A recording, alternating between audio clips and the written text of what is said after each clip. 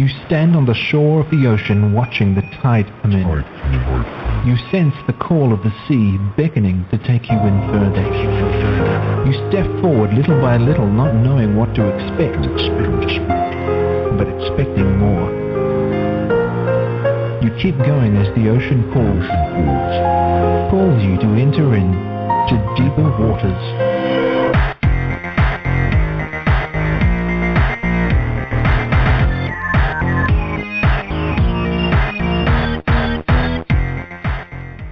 Hello everyone, and welcome to the Deeper Waters podcast. I am Nick Peters, your host, and as always, I strive to bring you the best in apologetics and scholarship. And all this month, we've been talking about autism and Asperger's, and I've kept up my pledge to bring you the very best in the field to come and talk about it.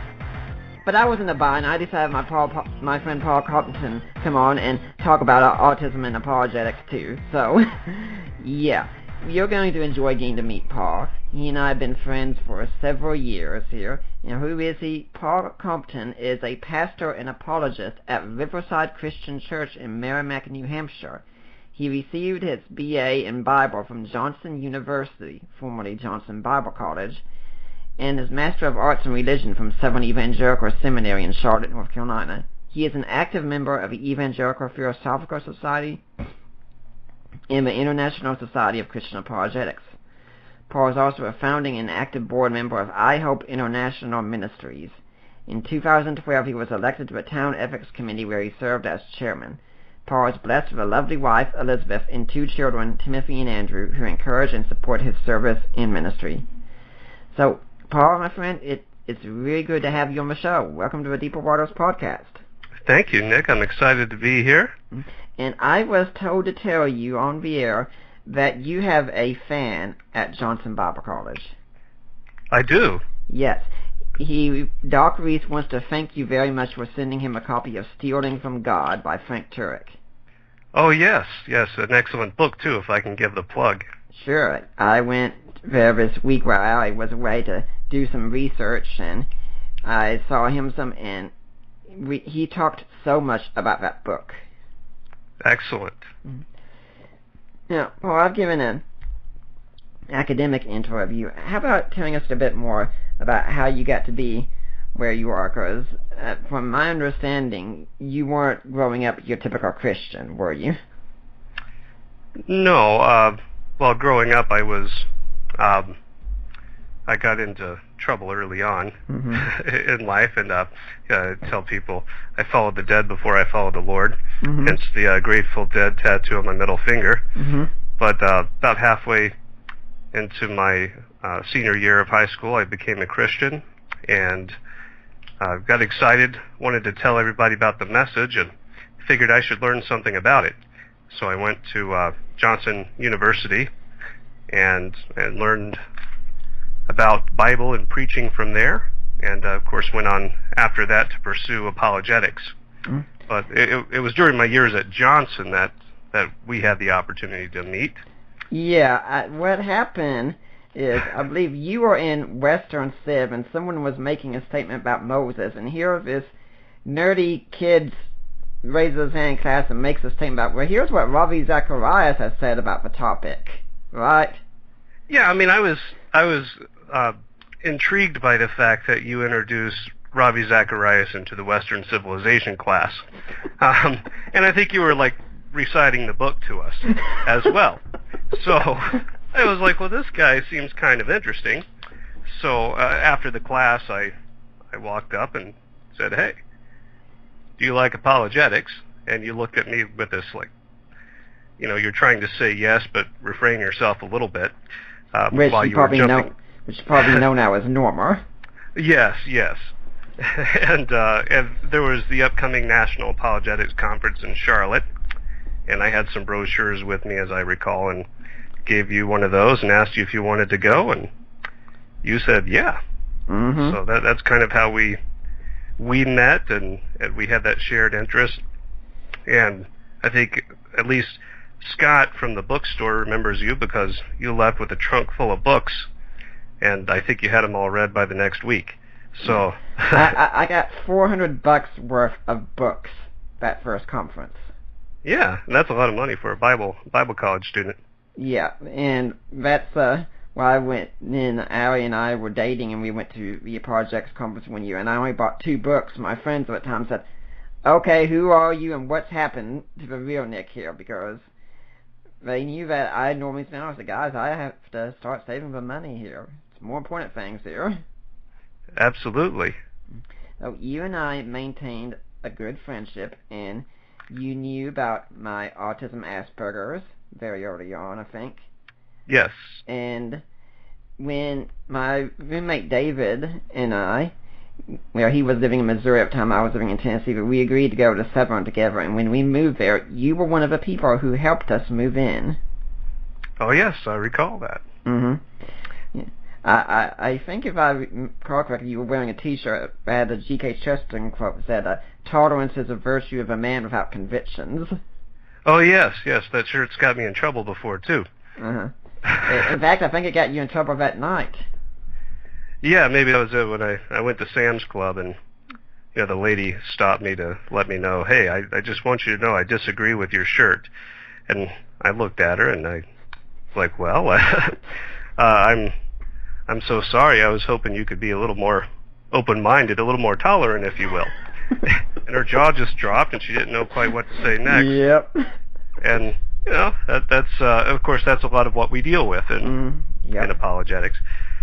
But yeah, it was certainly a good experience to be able to have the Bible education at Johnson, and then at Southern to get the apologetics training, and of course we both went on to different conferences and studies and continued our education. And it's a battle for the minds.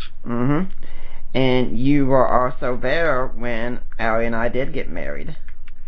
Yes, the shortest trip that I've ever taken. I flew into Charlotte. I think I got there about noon, and then the flight left around 6, I think. So I just flew in, made sure that there weren't many objectors.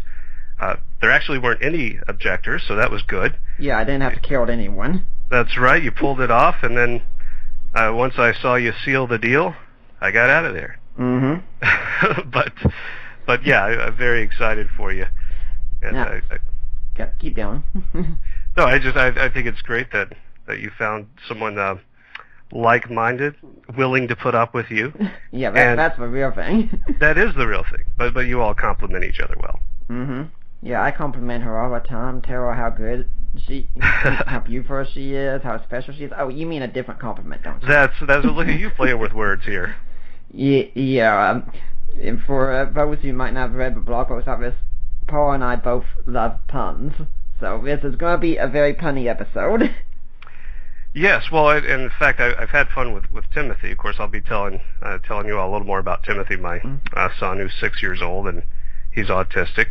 And so I've been, I throw out these phrases sometimes. The other day I was telling him, I wanted to tell him that I'll be just a couple of minutes, so I said, "Hold your horses."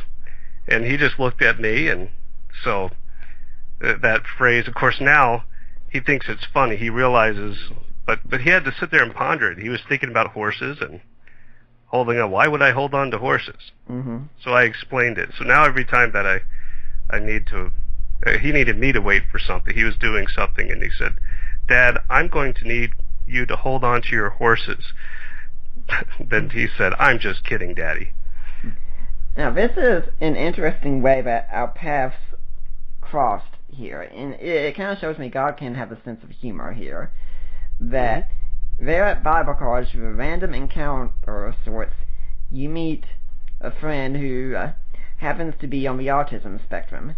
Then years later, I get contacted by you saying, "Hey, we just found out our son Timothy is on the autism spectrum." It just strikes me as such an amazing event there that these two happen to coincide. And you were asking for advice. And in all honesty, I'm not saying this to brag, but you did say my advice was the best that you've gotten, didn't you? Yeah, absolutely. Well, it's interesting because when we found out, of course, it was difficult news to hear this from the doctor, you know, and we went through all these different kinds of testing, and then they, you know, sit you down like this is some major event, and, you know, like they're telling you that someone's dying or whatever. They sit you down and they talk real gentle and talk about all the support they're going to give you, and then folks were rallying around us almost like this was cancer, you know, and albeit they meant very well, and sometimes folks just don't know what to say in these scenarios. But so I gave you a call, and your response was much different, but it got me excited because you were so excited. You were, I could tell just through the phone, and you said, I'm so happy for you and Elizabeth. You're going to get to see the world in a whole new way, and that's very true. Mm-hmm. We've discovered that you know, it's not the end of the world, and it's not. It's simply a different way of looking at the world. I mean, to use an example, when you were talking to me, you said hold your horses. I mean, for you and most any other neurotypical child, that would have made perfect sense, but that got you thinking, I'm sure, hey, I gotta watch my use of language here, because this seems commonsensical to me, but it's not that way for him. Absolutely, and even little things like, hey, Timothy, can you pick up your toys? No. That's the end of it. I just asked him a question. So, like, I've had to train myself that I have to directly tell him, because if I ask him to do something with the understood, normally it would be an understood yes, but hey, I'm asking him a question, and if he says no, where do I go from there? Mm-hmm. So it's the little things. I didn't, for a while, I was saying, hey, why aren't you, this child isn't being obedient. And then someone pointed out to me, I'll have to say someone had to point this out to me. Well, you know, Paul, you didn't tell him to do it, but you asked him. And when I tell him to do it, he responds much better, I'll put it that way. Mm-hmm. Now, you talk about bringing Timothy in for question, and I think it's worth pointing out that you chose the name Timothy for your first child because that's the companion of Paul right there. Yes, Paul's little companion, and the great thing is that his name means worshiper of God, and one of the unique talents that he has. I mean, when the kid was, I think about three years old, we began to see he has amazing rhythm, and he plays drums. He's accurate to it was a few years ago when they said, well, to a 16th note, he was accurate on the drums. Mm-hmm. And with the piano, he just kind of picked that up, and he can listen to music and walk over and play it. Now, neither Elizabeth nor myself play the piano, other than I can do Twinkle, Twinkle, Little Stars. Mm-hmm. And he can do more than that, I'll put it that way. So I was going to ask then, and you gave us some information along those lines. Most parents don't just say, hey, let's take our child in for testing. There was something that leads up to that. So when did you first start noticing that, hey, there's something different about our kid and we don't understand it? Good question. We noticed that, well, just when talking with the doctors and they were looking at, he was a little later with some of the, like walking. He was just a little bit later than usual. But his speech, he was really having difficulty communicating. And so there were some delays there. But there were a lot of sensory issues. And it's kind of fun. There were a couple of times when we had church luncheons, and it was scenarios like this where he would silence the whole room. The kid would sit there, and he'd be sitting there eating, and then he would hold up both fists, and then at the top of his lungs, he would just scream. His face would turn blood red. And he was happy as a clam at the time, but he was just screaming. And that, and along with at night, he would headbang in his crib. He sat there. In fact, we're in condos, and 2 units down, they were trying to figure out what the noise was in the middle of the night. Are you sure that wasn't some of your Grateful Dead past rubbing off on him? I know, that must have been it. But although they're a little more soothing. But he was in a very, it was very musically inclined the way he was rocking. He kept a nice beat, but he was hitting so hard it knocked the rails off the crib. He knocked holes through the wall, just banging into it with his head. Mm-hmm. So there was a sensory issue there. In fact, I ended up having to put some video of it to show the doctor, because they said, well, head banging, that's kind of normal, and it won't cause any harm. So I videotaped what happened, put a little night vision camera in there, brought it in, and the doctor said, well, that they say that it's not supposed to cause any harm, but it's difficult when I look at the video to say that there's no harm being done because it was so severe. So all of that kind of thing started to come together, and we realized, okay, we should have some kind of testing done. Mm-hmm. And then we found out. Mm-hmm. But fortunately, we found out early enough. I mean, we knew that there was some delay in the preschool. They have a program here where they have early support. They came out and just worked with him a little bit, and that's when, actually that's what prompted the official testing. But we were very fortunate to get a number of different services for him early on that really helped him to learn how to communicate. Mm-hmm. And that has helped him significantly, because he's quite intelligent, but early on you saw all these delays, and I think that's one of the difficulties that folks deal with when you have someone who's very intelligent, but the problem is they're kind of overwhelmed with information. There's this basket full of thoughts going on at any given time, and so how do you slow that down to be able to to convey the information to people? Mm-hmm. Yeah, that's something that I can relate to as well. Mm-hmm. And it's important to state what my guest last week, Stephen Bedard, said, and others have said about the autism spectrum, that when you meet one person on it, it's quite false to assume everyone else is going to have the same story on there, because there's different levels, there's different degrees going on the spectrum. There were some things in your story that I could relate to with Timothy. There are some things I couldn't relate to. I'm sure there are some things my wife on the spectrum could relate to, and there are some things she couldn't relate to. And that's the way it is. So, I mean, we have to be clear that not every case is going to be the same. That's right. I'll say one of the things about, as an apologist, just to make a little bit of a transition, but one of the things that we do in apologetics is we kind of work as translators, and we try to we identify different worldviews that people have, and we try to get the gospel message to them in a way that they'll understand it. We start where they're at, and so I kind of take that attitude and I apply it here with autism. It's a unique challenge, but to be able to work as a translator to figure out, well, how can I communicate it? This is my job as a parent, is how can I communicate the world, but in particular the gospel message, to get that message in a way that he will understand it. Mm-hmm. And that's the attitude that I think we need to take, and especially with others in the church. And mm-hmm. Indeed, I've met a number of folks on the spectrum at different levels, but my goal in each of those cases is, how can I reach them? It may be a little bit of a challenge, but I found a number of gifts in folks on all different ends of the spectrum, and in each case, these folks are very well gifted mm-hmm. in certain areas, whether it's serving or in some cases memorization.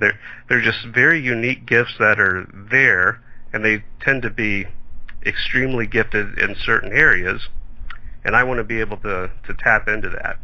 Yeah, for instance, talking about how you approach people differently, to go back to the story that we told at the start of how you met me, mm-hmm. I mean, generally, if you just come up and start talking to me randomly about anything that's non-apologetics related or something like that, I probably would have been willing to turn and run from you immediately at that point, because that kind of thing, we're on defense a lot of times at that point, and we're going, okay, what's this guy wanting? What's he doing? What's his agenda? What's his deal? But then when you came up and you start talking and you manage to jump into something that had my interest immediately, that started building up that rapport right there. I don't see. Generally, when I speak with people, they do try to run from me. But in your case, you stayed around, so that was pretty good. Yeah, it's pretty shocking too. Yeah. We got along from the beginning. Yep, but that is a case of how these things have to be done. So I remember I've worked with people before at businesses, and I've met fellows, people that are highly, highly extroverted. They want to run up to you, they want to give you a hug, they shout your name when they see you, they're so happy to see you, and you want to go in every day and hope, please, let them not see me today, let them not see me. Now, also I agree with you when you were talking about how we must watch what we're saying, make sure that people get it, because in my measure, I've said before that I'm the head and Allie's the heart. She doesn't have the intellectual bent that I do, but her heart, it's all right there. And so if I give a talk somewhere, I'm usually thinking, Allie is in the audience right here. I want her to be able to understand this message too. So I'll try to put things in the best terms that I can, and then when I'm done, she's the first one I go to. Like, okay, how did I do? Did I talk over people's heads? Did I talk too much? Did I talk too fast? Things of that sort, because I know I'm going to get the accurate feedback there. Well, that's good. That's good you have someone to help balance you. And as I remember, one of the things you told me early on was the importance of honesty and truthfulness. Now, we know that in general, but we tend to dress it up a little, especially those of us who are Southern. And you're more just of a matter-of-fact kind of guy. Yep. And I've learned that to be very important with... So anytime that I tell Timothy something, anytime that I tell others something that are on the spectrum, I realize how important it is for me to be true to my word. And a lot of times, we mean well, and it's got me to even think sometimes you want to respond politely and I'll meet you there, or I should be there, or whatever, when we realize, no, I'm probably not going to be able to make it. And we just need to be very matter-of-fact with folks. Yeah, on the spectrum, I find for most people, trust is a very, very big issue. And if trust is lost somewhere, trust can easily be lost nearly everywhere else at that point. If someone on the spectrum gives you trust and they don't think that you've lived up to it, it's very hard for them afterwards to trust most anyone else. Yeah, that is one of the big things that I wrote notes when we spoke, just to make sure that along this journey that trust factor is maintained between us, because I don't want that to be lost. We should always have that, but I realize I need to just go into a little more depth for him. Yeah. It really is a whole different way of thinking about matters. And you're right, a lot of people on the spectrum also are very, very intelligent. So sometimes the getting out of that information can be a problem, and sometimes even the very processing of all that information can be a problem, especially if you don't really understand a lot of social cues that are going on. Yes, I remember what I think you used the term social niceties before. We're kind of used to just a lot of the hello, how are you doing? And when you think about it, most of the time when we ask how you're doing, we really don't. We're not really asking the question. It's just another way of saying hi. Yeah. In fact, I caught myself a while back once. I was walking by and I just said, "Hey, how you doing?" as I was walking by, and so it wasn't until about 7 or 8 steps later that I realized that the person just told me that they were having a horrible day. So I had to turn back around and say, "Wait a minute, I just asked you this question, and realized you told me you were having a horrible day, and I kept walking. I apologize. But it kind of, I think, goes to show just how we get used to a lot of these social cues and social niceties, and they lack meaning in many cases, and it's very difficult to train. Yeah, I remember being at a workplace before and putting some stuff in my locker, and people go by and say, "Hey Nick, how are you doing?" And they keep walking on, and every time they did that, I think to myself, if you don't care enough to stop and listen, don't even ask the question. Just say hi. Because when you do that, it tells me you're not really being sincere. Right. So that it certainly opened my eyes. When you talked about that, it's helped me to be very careful with what I say and realize that in instances like that illustration I gave a moment ago, sometimes I do toss stuff out there. I think in many cases the folks on the spectrum are probably doing much better, certainly with authenticity, just being very genuine in what they say and do. And I realize how much we dress things up and try to present everything so it looks good to others, rather than just being honest to ourselves. Yeah, I mean, some people listen and think, geez, Nick, you're kind of making a big deal out of people just saying, how are you? But, if you're here on the spectrum, you don't really understand all these social cues going on, and you're wondering who can I trust, who can't I trust, and if you find someone you can trust, you kind of latch onto that quite a bit. And so when you're seeing this, and you're seeing people walk by, and they don't even care, they just say things without having any real concern, and it does build up in you this idea of, boy, people are jerks, Yeah, it certainly can come across that way. Now, I'm wanting to go back to something you said. You talked about Timothy making a loud shout during a church event, right? Yes. Yeah. What happened when that happened? Oh, well, the room went silent, and folks were trying to figure out, well, what was that? I mean, at the time, he was a very little guy, and he had he could make very loud noises. So we found that along the way that, I mean, just at the young age, he was giving those shouts, and of course, the meltdowns that he encountered in the years following, we hear about meltdowns, and those are times when he's just really, he has a sensory overload, and he'll just scream. Fortunately, we've been able to overcome that for the most part. But there was a time when, I mean, I think it's as though he hears all the sounds all at once, and he's trying to, maybe a way to, at least the way I understand it would be kind of like he's walking around with a megaphone up to his ear. And so when you start getting a lot of sounds, it's this huge overload, and he would put his hands over his ears and shout very loud, and of course that draws a lot of attention. Now, how did people respond afterwards? Was there condemnation or understanding or what?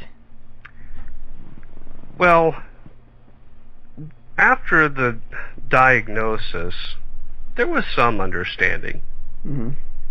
But I tell you, one of the greatest lessons that a parent will learn is a lesson in humility, because you will get a lot of looks, and I used to worry about that.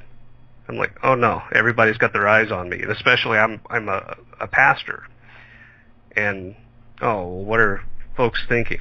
Are they thinking that I'm not a good father? Because every dad kind of, we want to be a man. You issue orders, you issue directives, and you get a sir, yes sir, and then they fall in line. That's not the case with autism. I figured you would have known it's not the case just after getting married. Amen to that. Yep. But at least with that, once I give the instructions, which means I just repeat what I heard from her, then we get along just fine. So, but I can say something, and then she'll tell me what I was supposed to have said. Then I'll say that with authority, and she'll realize I'm in charge of knowing who is. but But with Timothy, I think the instructions have to be, it's different. I have to be very clear, very concise, very gentle, and sometimes I have to repeat things to make sure that because sometimes, especially when he starts getting very upset, that's a lot of times due to overstimulation. Mm-hmm. So when I first give him some kind of instruction, I have to realize he may not be hearing me. So I have to calm down, get him to focus in on me, and then give this instruction. And while all this is going on, especially if he's very upset, and there were times before when he would kind of throw himself back on the floor, and I would have to try to reach around and get his head so he didn't hit his head on the floor or against the wall, and he would be screaming and his hands would be moving real fast, and it was just overstimulation. He wasn't trying to hurt anyone or anything, and I had to calm him down, and I learned to just ignore whatever and not worry about what other people were thinking, because my responsibility at that point is, how can I help my son to get him to calm down and realize everything's okay. Mm. So there's definitely a lesson in patience and humility in the process of being a parent of an autistic child. Yeah, and speaking as one several years ahead on a spectrum, I can say in some cases those sensory overload times, they don't go away. Now, I never had a problem with hearing overloads and such, although Allie does. If we were in a room and people started popping balloons, she'd have to leave immediately. Mm-hmm. But I can have other overloads. 2 times I'm thinking about right now is we did go to a place, I think it was last month, and I had to climb up some stairs. And unfortunately, these were stairs outside in an apartment complex that when you walked up, they had the cracks in between the stairs, so you could look down and see what was below you, mm-hmm. as it were. And I hate stairs like that. I absolutely hate them, because I do not want to see what is below me. I do not care for heights, and I do not care for staircases. And we got to the 2nd story, and the place she was going was on the 3rd story, and I said, I can't make it, and for me it was like the floor was going to cave in underneath me, and I was going to come crashing down entirely. And she was getting pretty embarrassed, and she said, well, I'm just going to go on up there. And she went and just yelled, hey, this is the right spot, so you can come back, because it was a women's event. Mm-hmm. And where I go to that car, and we'd parked at the wrong spot, so I thought I can go and park closer, and then came back and thought, by golly, this is embarrassing, really. Sure. And Allie doesn't deserve a coward, and she went up those steps. I can do the exact same thing, and just wheeled myself and managed to get all the way up there. Of course, I was very happy when it was time to leave, and we were able to go back down, and I didn't have to go up them again, but it was still an overload. And the other kind of time I can think of is that ever since I was young, I have had a fear of water. And I think it usually it has something to do with when my parents took me to the beach and I got introduced to the undertow very quickly. Mm-hmm. I can't even go underwater at all. And Allie and I did work at a gym together, and she really liked using the pool. It was a great place for her to get exercise, and she enjoyed it. Now, I can go and I can sit in a pool, and I'm pretty fine with that as long as I'm near the edge. But give me more than that, and I start getting terrified. And she wanted to work with me and get me to walk across the pool with her, even near the edge. And she promised me we'd never go over my head or anything, and yeah, she did keep that promise too. But I remember the very first night we were doing it, before we got all the way to the other end, I had asked her, I think, 3 times if she'd taken out a life insurance policy on me lately. Seriously, I am that absolutely terrified of a situation, and it strikes so many people, I'm sure it's bizarre thing, we see what you do in apologetics, and you're so cool and rational there. It's like watching Dr. Spock or Sheldon Cooper or something like that, and that's going on underneath. Yeah, no one is really purely rational, just like no one's purely emotional. And we've got our own crazy spots there. Yeah, and that's probably one of the odd things, too, is because you are very rational, and so you realize that it's irrational to be afraid, but the feeling you can't get rid of. But that's one of there are these feelings with the overstimulation, like you realize that everything's okay, but your body doesn't. Yeah. And so there are certain neurological things and physical aspects of the spectrum, and that's one of the things I've tried to become acquainted with. Early on, I wasn't quite as convinced. I thought it was kind of like ADD or something, just somewhere in that category, which I'm diagnosed with ADHD myself. They've tried to diagnose me with OCD too. The doctor told me that he thought I was OCD, and I stopped him and I said, no, I can't be OCD. I never have. I can't be now. I can't change the pattern of things. And I thought he was going to commit me. But in any case, so I look at those things, and those are more just kind of behavioral or some educational aspects there. But there's certainly a neurological component to autism, and I don't know. I'm still trying to grasp what all is going on, but I know that there are certain times when he's overstimulated, when my son's overstimulated, and sometimes when he's understimulated, and that's when when he will get louder and he will want to flap his arms around a lot. Yeah, I think the understimulation is also something interesting, because as I've said on the show, that usually when people are talking to me, a lot of times I can't just talk to people. I mean, even as I'm sitting here with you, I'm getting various objects off my desk and just kind of playing with them in my hands and such. And my in-laws had this problem with me at first. So I've said they'd be talking to me, and I'd have my Kindle or my phone or a game system on, and I'd be talking with them, and I'd be doing that at the same time. And I think their first inclination was like, well, this is pretty rude. Now, it was never anything they were going to write me off for or anything, because they already adored me, and even before I married her, they think, oh, this is one of the best things that's ever happened to her. But they saw this going on, but this is rather rude. But then they realized something odd, that while I was doing that, I was still fully cognizant of everything they were talking about, and able to give my own input back at the exact same time. And I think the thing is, I tell people that it's hard for the mind to just have one thing going on at a time, even if it's something as simple as me picking up something on my desk and just playing with it in my hands and such.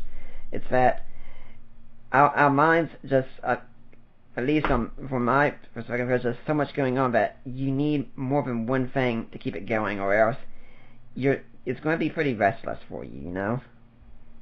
Sure.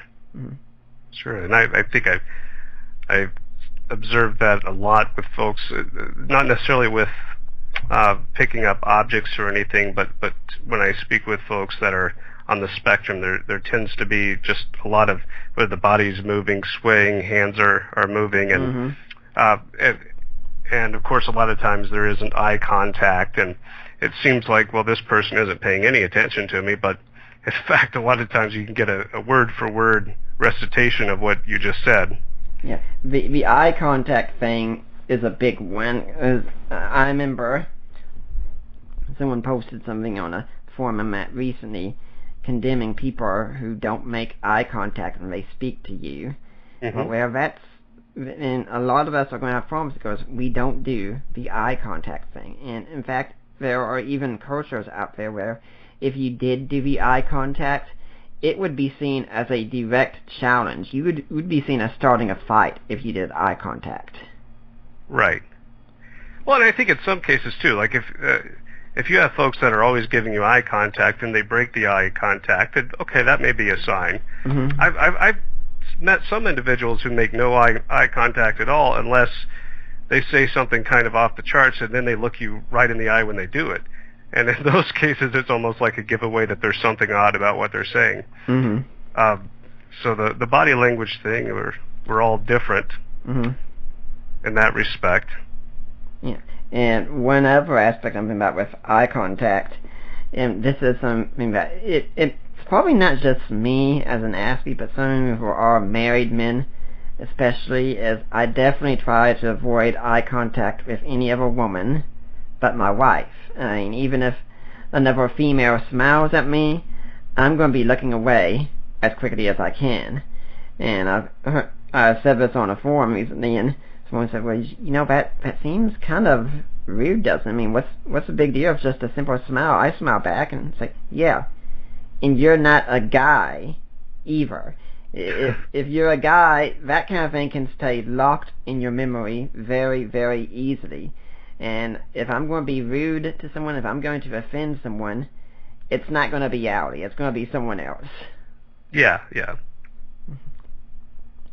Now, when you're out there with Timothy, mm-hmm. I mean, do people ever say anything to you, kind of saying things like, why is your son doing this, or something like that? I see it more in facial expressions because we are, we dress everything up, right? Right. That's how most folks will do things, and so I don't get anything real direct. Folks will just kind of give an odd look, or you may hear them talk with someone else or wonder why, and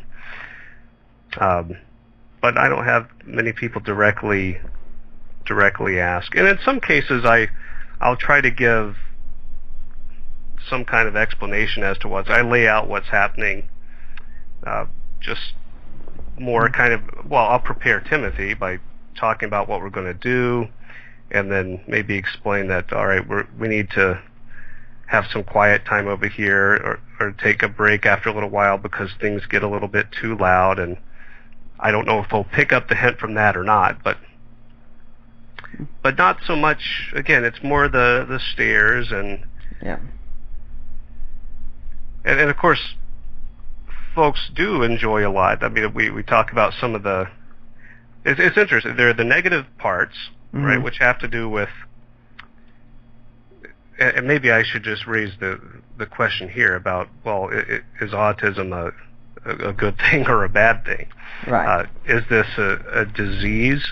I've heard some people talk about curing autism. Uh-huh. Finding the cure for this like it's a disease.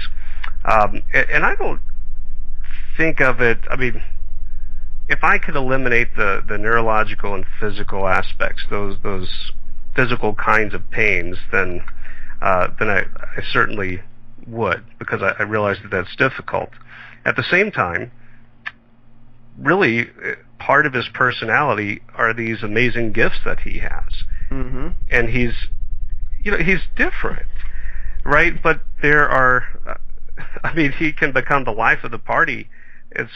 When people are opening presents at Christmas or at a birthday party, he will just stand back and he'll throw out all these adjectives, and he's just filled with excitement, like, wow, that is so beautiful. This is, and he has so much passion and excitement. And then with the music, he will play songs and people just stand. He had a crowd once I brought him to the gym. They have a little kids play area, and it's got glass all around it.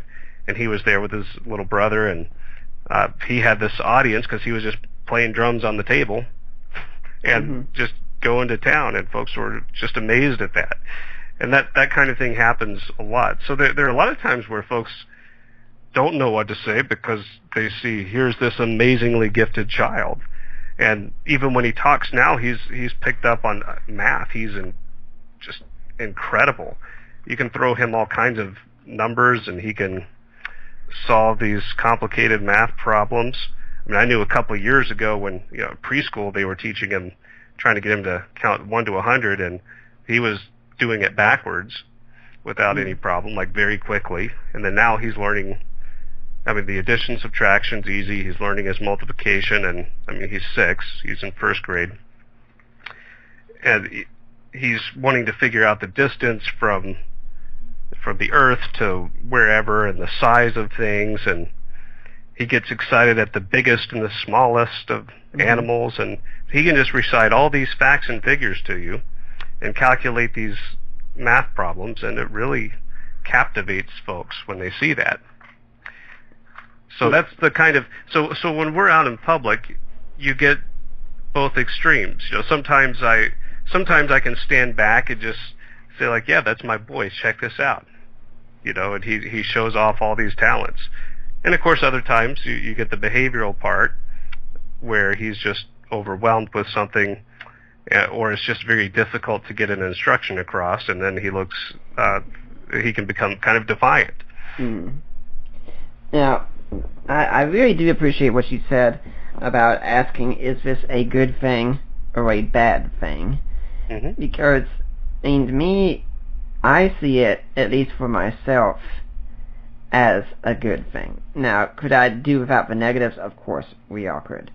But the positives far outweigh things. Now, someone like Allie, on the other hand, she gets a lot of the negatives in her eyes, and so she'd probably be first in line if a cure came along. For me, I'd be saying, you keep that wicked thing away from me. I do not want this at all. I mean, I've even asked if, when the time comes, when all things come to their conclusion and such, and I'm sitting there around the throne of God, will I still be an Aspie or not? That's a question that really comes to my mind, because part of this is a unique attribute, I think, of who I am, and so, yeah, that's something I do think about. Well, sure, I can imagine so. But, you know, I look at it as, you know, we use this term disability to describe autism spectrum, and I certainly understand that. I guess as a matter of perspective, I look at it in terms of, rather than a disability, a hyperability, because you have, are there you know, is there a challenge to this? Yes, but really the main issue is, I think that there are hyper abilities that are there. These extreme giftedness in certain areas, and that's why the other areas are lacking. I mean, so you can look at the areas that are lacking and talk about the disability, and I think we can easily do that and look at and it's kind of doom and gloom, and this is horrible, and I hate this for my kid or whatever. But I look at this and say, look, this is a hyperability. He has these amazing gifts that God has given him, and while he's lacking in these other areas, I don't want to overlook these amazing gifts that he's been given. So while he struggles in these areas, yes, we're going to have to help him in those. I mean, these gifts, I mean, a lot of people would love to be able to do. I mean, there are probably professional musicians out there that wish that they had the rhythm and the timing that he has inherently. I mean, and people spend years trying to learn this stuff, and he's born with it. Yeah, when you were talking about mathematics, for instance, I know when I was in first grade, I was taking accelerated math. I went over to a second grade classroom and took math over there. And I was the youngest at our elementary school in third grade to get put into the Math Olympiad event. And one of the things that I like to do with Numbers Day, and I really stun a lot of people when I do this kind of thing, and I think you might have seen me even do it at a Johnson Bible College talent show one time, where people tell me what day they were born on, numerically, and I tell them what day of the week it was. I mean, I do this so much my father-in-law pulls out his watch whenever it comes out, and he starts timing me just to see how long it will take me. And if it takes me like 8 or 9 seconds, he says, "Whoa, Nick, you're slacking there now, aren't you?" And I've actually had times when I've been doing this, I've told mothers they were wrong about the dates that their children were born. And then I pull out my phone, we'll look it up on Google, I'm like, yep, I was right. It really takes a lot to tell a mother she's wrong on when her kid was born. But it's just one of the fun things that you do. I mean, for me, thinking in numbers comes naturally. We were driving back from Chattanooga. Say I went to pick up Allie, and on the way back, we were driving down the road here, and I'm seeing all the mailboxes, and I'm looking at the numbers on the side, and thinking, I wonder what that number is when it's divided by 4. And just keep doing that with the mailboxes. I can buy just go, you have to play with numbers some because they're just so much fun. Yeah, that's funny that you mentioned that, because it seems when Timothy, he'll ask you a question, then he fires off like 20 more. I tried to time him the other day to see how many questions he asked in a minute, and I got overwhelmed myself, so I couldn't keep up with it. But he'll start firing away math questions, and he knows the answers, so finally I start turning it back to him. But he'll just play with a number of different ways and convert it to different things, and he'll look at something and say, well, that's so many feet, that's this many yardsticks, that's this many inches, and he just gets excited to throw numbers around in different ways.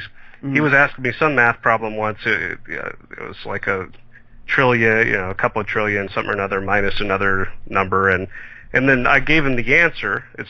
I've learned to improve my math abilities too, but I was off in the tens place, and he corrected me. Like, man. So I was like, it's 1,960,000.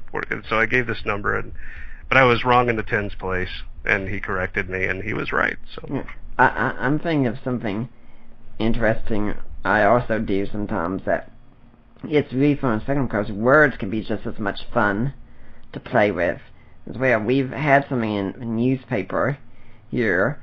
I don't get it, but my aunt and uncle get the newspaper, and I'll bring them their mail regularly, and it's called the Celebrity Cipher, where it's a cryptogram where one of those things where each letter represents a different letter, and it's said by some famous person, and I'll get their paper, and I'll just look at it, and usually within 5 minutes, I've got it all figured out, and I'll tell them what the quote was, and then hand them their paper, and I haven't written a single thing on it. I've just memorized all of it and just started seeing everything where I can look and say, okay, an N is really an E, and F is really a T, and go on from there.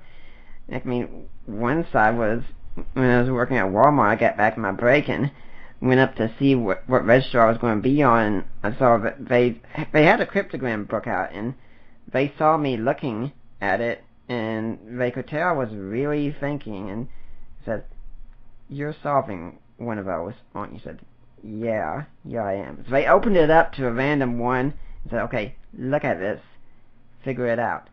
This was a much longer one, no name, so it took me about 8 or 9 minutes or so, but I did figure it out and did tell them what they said, and I'm thinking, 8 or 9 minutes, and I'm supposed to be on the clock, and I'm getting to do this instead. Hey, I'll take it, okay? But, it's just a fun thing to do, and I started doing it without writing it in because, I wanted it to be more and more of a challenge every single time, which I'm sure is something Timothy is going to be looking for, if he isn't already, is more challenge than what he's getting.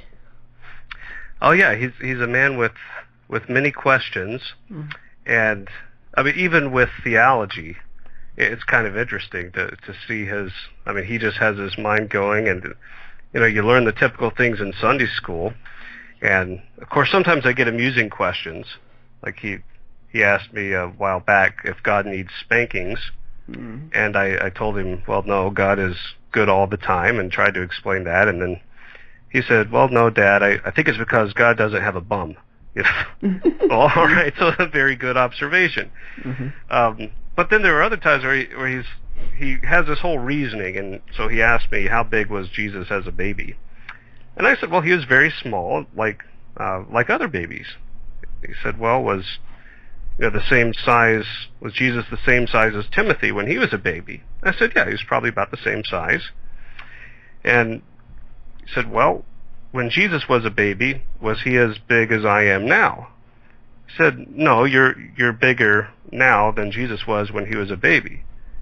So then he responds, so that means I'm bigger than God when he was a baby. And it's like, wait a minute. He has a big ego, I'll say that. And he keeps trying to figure out how he can be bigger than God. He's trying to wrap his mind around the size of God. And then, in fact, even he was talking about heaven.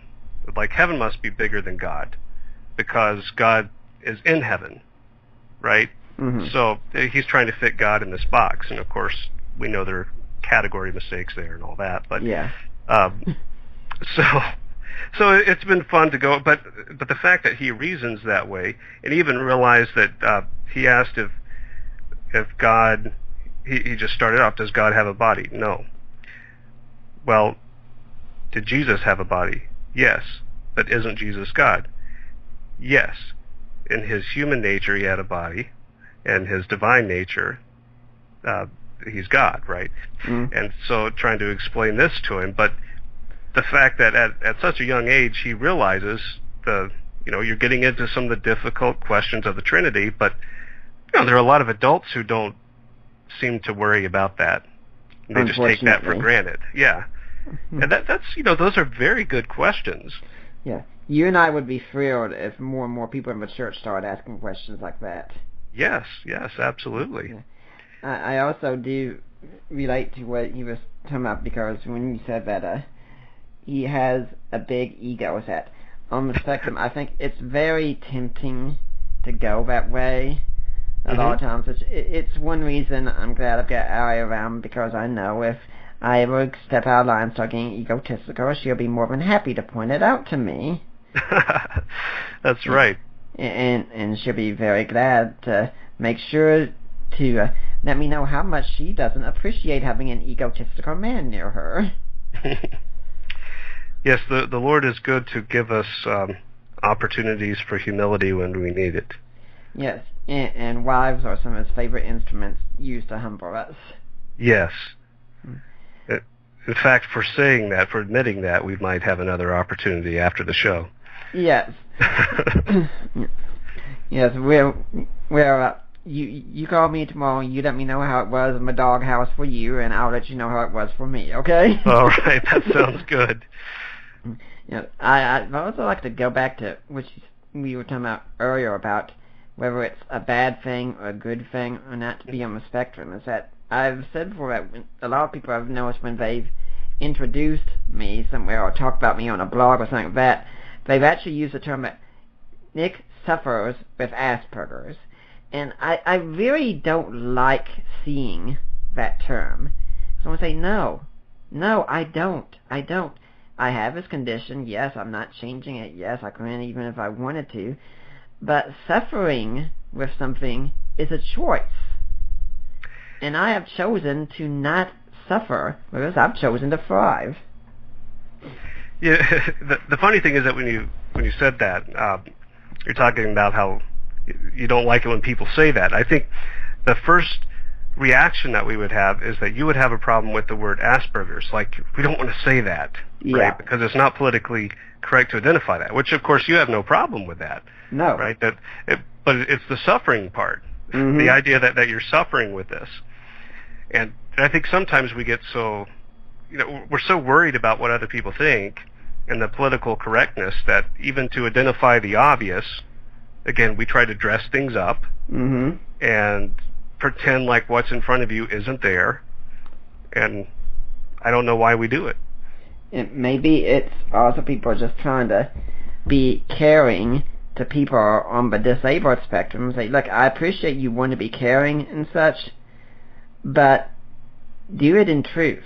Because unless you really think I'm suffering, or hear me say I'm suffering, don't assume it. Because quite frankly, for me in most cases, life is good. I've got a lot of the same struggles that a lot of other people do, but I love my life. I enjoy going to bed at night and thinking tomorrow I know some of the things that I'm going to do. I love getting to be in the apologetics field, get to make an impact and getting the good compliments and things like that, saying, wow, it's so amazing to be out here and to be making a difference like this.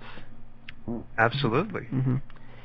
Yeah, we're about halfway through the show here, so I'd like everyone to know that right now you've got my friend Paul Compton here on the line. We're talking about his role as a father and an apologist, having a son on the autism spectrum today.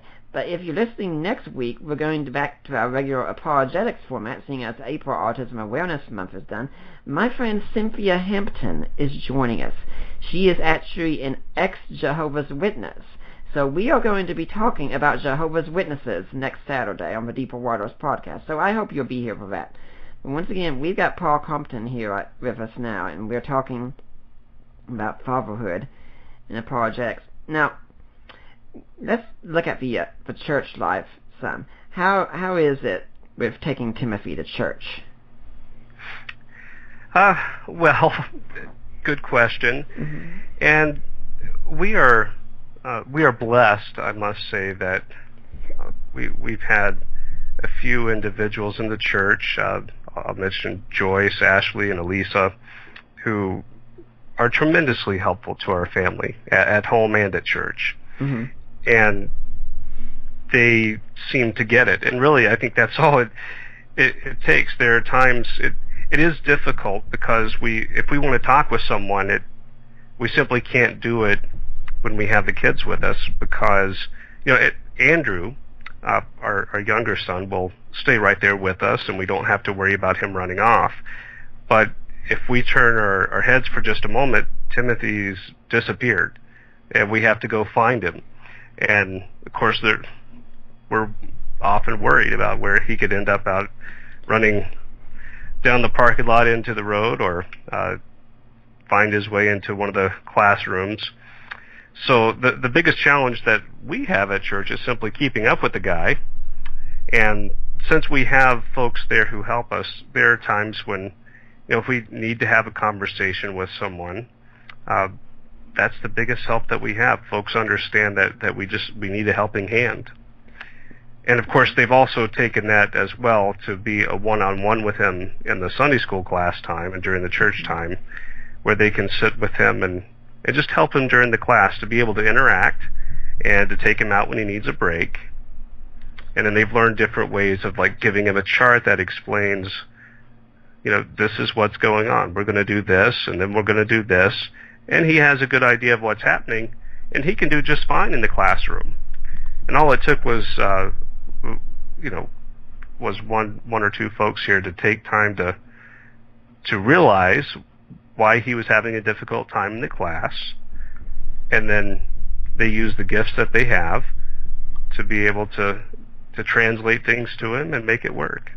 When you talk about him disappearing, that's something my guest Stephen Bedard said last week about one of his sons who disappear regularly. And I said, when you say that, it kind of reminds me of watching the Batman cartoons that I watched when I was in high school and such, where if anyone was talking to Batman, they turned away. As soon as they turned around, it'd be like an open window, and he was gone entirely. He said, yes, that's exactly how it is.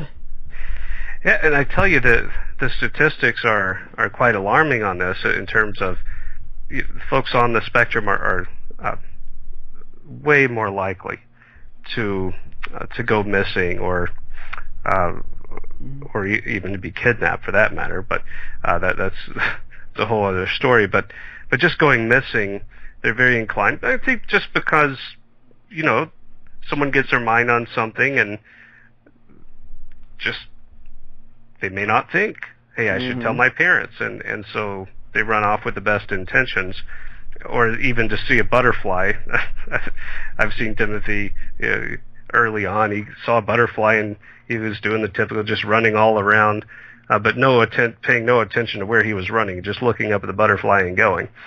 And so there's kind of excitement with that, a very unique curiosity, but certainly there are dangers. Mm-hmm. And in fact, the police station here has him on file. They have an autism registry with a picture of the children on the spectrum. You can register, and because they realized they did this due to the number of children who have wandered away They wanted to be able to know, all right, this is where they live, this is their picture, and if we find them, we'll know to whom they belong. Mm-hmm. Yeah, I'm in fact thinking that when Smallville was on, that was like my favorite show. I had every episode title in order memorized.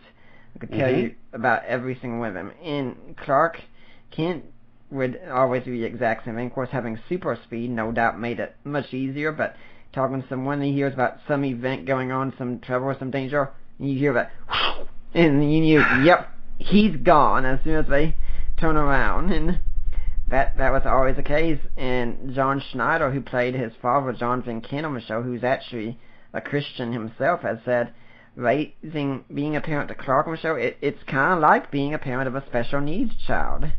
Mm-hmm. Now, something else that we talked about last week on the show, and I'm kind of wondering what you think about this, that says that what churches need to do when someone with autism comes in, a child especially, is that you don't just work with the child, you work with the whole family. Certainly.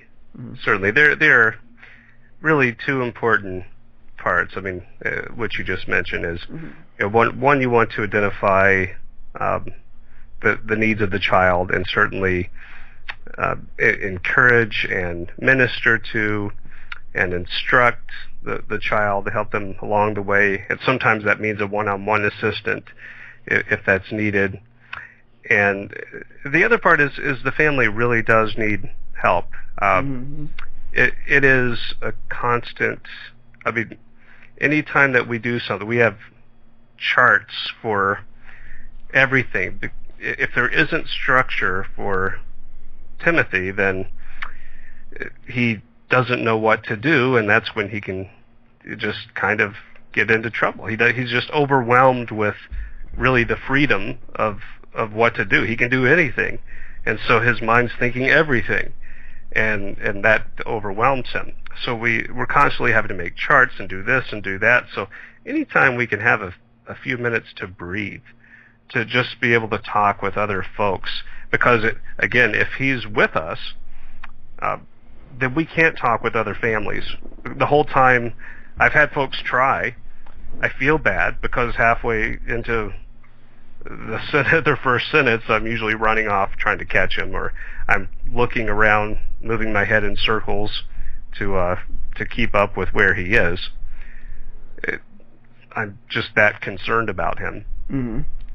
And him wandering off. So the church is really the respite that can be given to the family. Is just a little break, whether it's 10 minutes to after the service, to allow the family to be able to talk with other people, and the attention that is needed to be able to help the child in the classroom. Mm-hmm. The biggest, I tell you, one church that I visited that seems to do it so well, I became familiar with them through a Johnny and Friends conference. And we visited this church, and they were doing so well with the special needs, and I asked them about their special needs ministry. And really it was kind of interesting because they didn't really have one. Mm. And I liked their perspective, because it wasn't so much that there was yes, they had people trained with how to relate with different people, but that's kind of how they saw it. Whether you're identified special needs or whatever, how can we help this family? How can we help this person? But they didn't have like this separate program, which is how we often tend to think of it, is like, these are the people who deal with the hard ones, mm-hmm. right? This is the special needs ministry, and they deal with those people, and this is for normal people. Mm-hmm. And that tends to be, even with the best intentions, the way that churches try to do things, versus simply integrating everyone together and realizing how to help everyone fit in. Yeah. One other thing we said to help out is that having someone look after them for a few minutes is nice, but if a family really wants to go out of the way to help a family like this, if you can take the kids and you can babysit them one night, so the husband and wife can have some alone time together, have a good date night together, that would mean the world to them. Yes, absolutely. Mm-hmm. And that's again where we've been blessed with. Of course, Elizabeth's family is in the area, and they're a tremendous help. And then the Ashley and Elisa, these two young ladies that have helped out a lot, and Joyce. I mean, they've really went out of their way to try to help us, so we can, whether it's go out for an appointment that we have, or just those date nights. They've really helped out in that respect and devoted a lot of time, and we're very much blessed for that. And if it wasn't for that, it would be difficult. I mean, the effects of this, I mean, we're very much aware of the strain that's put on families and on marriages when you have a child with special needs. And we are on guard for that, because there are times when it does get very challenging, and emotions get high, and it's difficult to always be on guard like that. And so we want to protect our marriage and make sure that we do take time together, and be able to build each other up and encourage one another.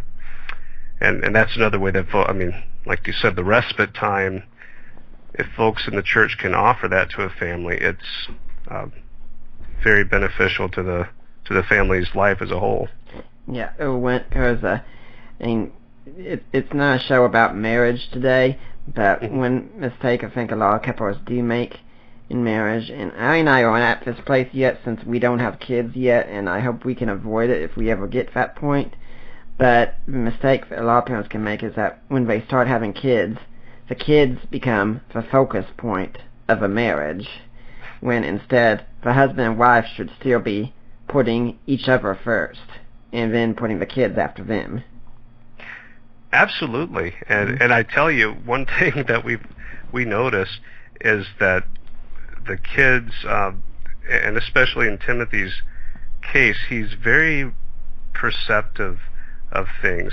And so if there's any kind of tension going on, or if we get upset, in fact, when he would get really upset, we in turn would get upset, but it became this downward spiral.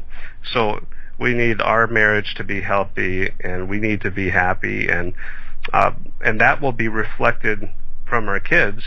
And if we are stressed, if we are anxious, if we are upset, then that's only going to be mirrored from them. They maybe not consciously, but that's what happens. So you're really doing yourselves a favor by making sure that you're keeping the marriage strong. And something else that was discussed last week about churches and I said this, is that don't be ashamed to give a kid on the spectrum who's in the congregation, same about him in service, don't be ashamed to let him do something else if he needs to keep his mind occupied. I mean, that can happen with some kids. Bring them something they can draw with, or let them play with the phone a little bit, something like that. What do you think about that? Yeah, I mean, anything that is, if it's as long as they're not disruptive, of course. Right. The phone. I've seen some people in the service they'll let the kids sit in the service with a phone or an iPad and is making noises while they're playing a game, and I mean that's disruptive. But yeah, if they want to draw, and I know that I think Timothy has a unique ability to even talk and listen at the same time. So he can multitask, and if that helps to keep him calm, then absolutely. Yeah, and that multitasking thing, that is something common. I think I said last week on the show that my parents could come in when I was in high school, and I'd have the radio on, I'd be playing a game, and I'd have a smaller little TV in there. I'd be watching some cartoons and such on, and I could tell you what was going on and everything. It was simple for me. It's just the way the mind works. And to most people, I think that's something totally foreign, but on the spectrum, it makes perfect sense. I mean, heck, even when Allie and I are sitting down and watching a television show together, I've still got my Kindle out or my phone out or something like that, and I'm still doing stuff on at the same time, but I know what's going on. Although she is very happy that we are at the point here that I mean, I never read them when I brought them, but I don't bring my books on dates anymore when we go out to get read. That's good. Yeah, that was starting to bother. Even though I never read them, I always liked having what I was reading nearby, and she just said that she didn't really like that, so I said, okay, I can do that. So I don't have those anymore, but that's just the way it is. I mean, if I'm stuck like at the line at the grocery store or the pharmacy or something like that, I'm going to pull out my book for a little bit or do something, because I hate just standing there knowing I'm just wasting time just standing here. Yeah, I know that feeling. Mm-hmm. Anytime you're waiting in a line. Mm-hmm. But the mind, I think the mind is constantly going through questions and trying to solve puzzles.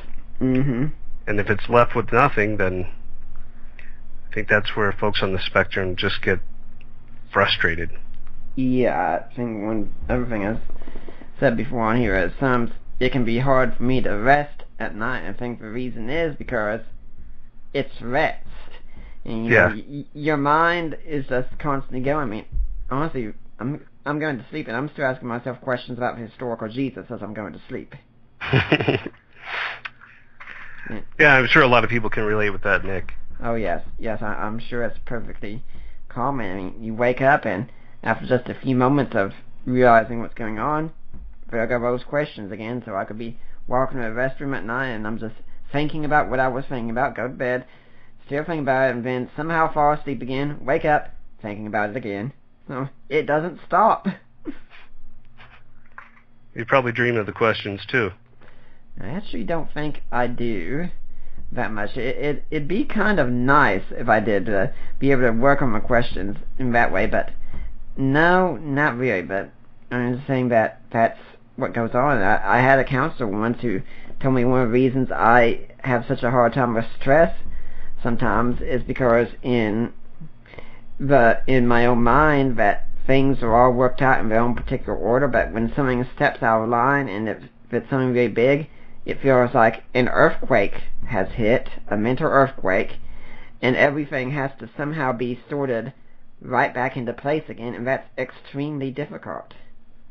Yeah. Well, and I'm not sure exactly. Are you just talking in terms of like just unanswered questions in general, or just something out of sorts in the day?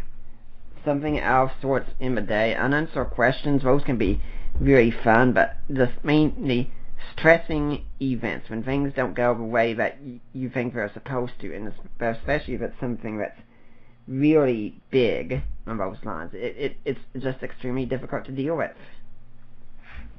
Yeah, and probably most folks will think, well, sure, that's a stressful event, and that's hard, but I don't know, suck it up, get over it, without realizing how that's really magnified, and there are physical reactions that take place when there's a major change. It can really bend people out of shape that are on the spectrum because of those physical components. I think that, interestingly, my perception beforehand was that folks on the spectrum were lacked emotions, almost apathetic. That's kind of how it's portrayed, and I think it's much to the contrary now that I realize that there is an abundance of emotions, and like everything is passionate, whether for good or for bad. So like on the positive end of things, you're filled with excitement and eagerness and zeal and joy and all this. But on the other end, it's something goes wrong. I mean, it's really wrong. If you're mad, you're really mad.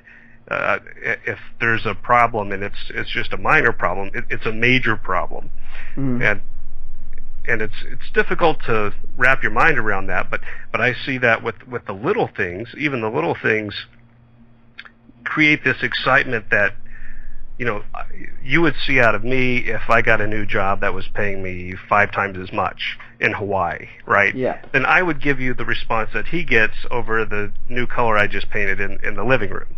right? So that's the reaction I got for a change of color in the living room. Well, you kind of get the same thing if you changed the schedule for today. Instead of going to Subway, we go to another store, right?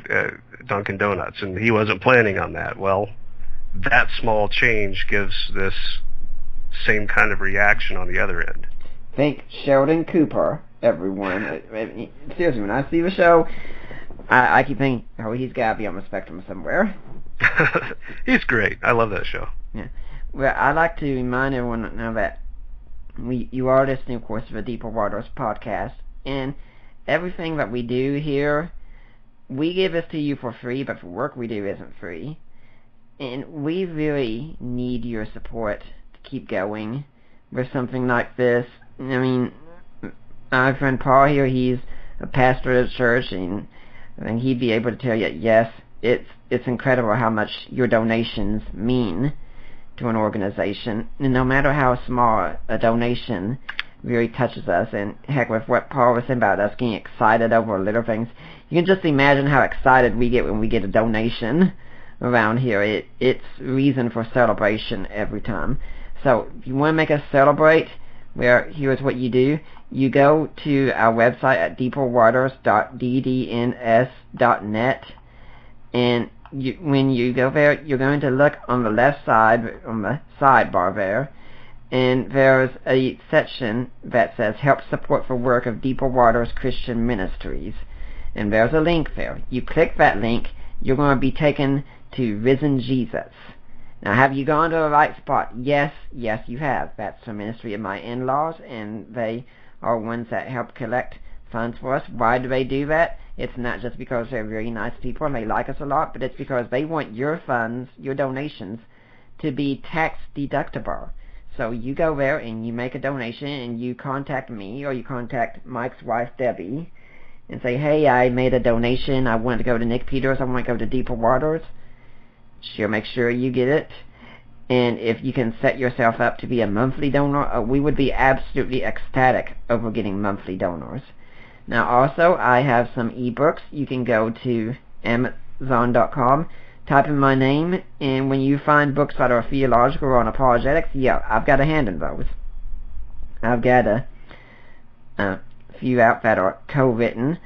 I've got Defining Inerrancy that I wrote with my ministry partner on the Inerrancy debate. I've got God and Natural Disasters I actually co-wrote with an atheist, of us going back and forth debating if there is an adequate explanation for natural disasters, or if natural disasters count as a disproof of Christianity and theism altogether. And I've got individually a book that I wrote called A Creed for the Ages, the Apostles' Creed in Today's Christian, a look at the Apostles' Creed and what it means for us today. And just recently we came out, my ministry partner and I, with a book, Groundlets, together. And this is one looking at Dan Barker and the Freedom from Religion Foundation. And it's a really sharp critique of them. So those are just some of the resources that we have available. We also have Christian Answers for Today, for this generation's questions. That's another one we wrote together. But I'd really encourage you to please consider going and making a purchase of a book, or even better, just making a donation directly to us. You have no idea how much it would mean to us. And there is a lot of work that goes into doing a podcast, writing a blog every day, and even things behind the scenes that aren't readily apparent, such as answering questions and such that come in constantly. And the time spent reading and studying to be able to do all this, it takes a lot of work to be an apologist. And I really would hope that if you're benefiting from the garden that's being planted here, that you'll really take part in planting that garden with us. Now, Paul, do you have any organization that you'd like people to donate to as well? Well, hey, I tell you, Johnny and Friends, now I'm not any relation with them other than simply appreciating all the work that they're doing. But they're certainly a great organization to support. Mm-hmm. And I think you had mentioned before, I've I purchased a site a while back, tried to get something up for autismshouts.org. That isn't up and going yet, and hopefully when I figure out things a little more, as this journey, every time I think I figure one part of autism out, then we move to a new spot. So that's part of our struggle. But yeah, in terms of any support, of course you guys are good, and Johnny and Friends, it's been an excellent organization, and they really seem to have a grasp in how they can minister to families and individuals and with special needs.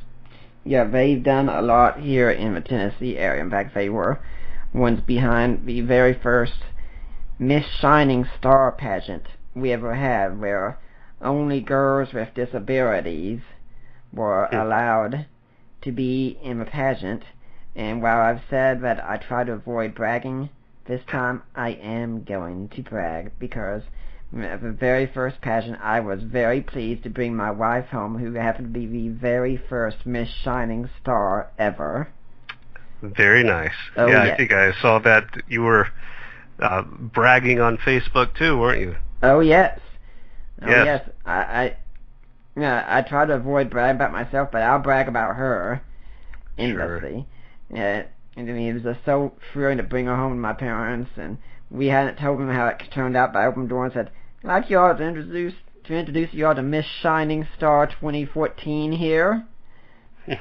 And I mean, she didn't enter it this year because she wanted someone else to win, which I think is great. I think it's fine, but she's the very first one, and honestly, she'd tell you I cried more than she did that night, because I was just so happy that she'd won this. Oh, that's great. Now, to get back to what you were saying, when you talk about little changes causing a lot, I just remember that when I was growing up, I had a bunch of these little Matchbox cars and such, and I'd have them all set up on an end table when I went to bed at night. And my mother tells me, I don't remember this directly, but she tells me that I could get up, and if she had moved one of them, I would know about it, and I would not be very happy at all about it. Yeah, I could see that. Mm-hmm. And I have learned along the way that when there's a certain order of things, if Timothy works with, whether it's blocks or something else, I find that things go much better. And usually it's okay if it's overnight. If he has something set up at the end of the day, then when he wakes up, he wants to see it that way. Mm-hmm. And after that, we can usually say, well, okay, we'll need to clean it up later, but he'll just beg me to keep things overnight. And there's something about, which maybe if I can make a transition here, sure, in terms of one of the things that I have learned with this is discipline with someone on the spectrum is almost encouraging to them, at least in our case, because Timothy discovered that this was very predictable. So he could do something, and if he was, again, he may be at a party and things would be a little bit overwhelming, but he knew that if he knocked over a chair, he could go in the corner, or that if he did this, then he could get sent to his room. And so he learned the system very well. So discipline became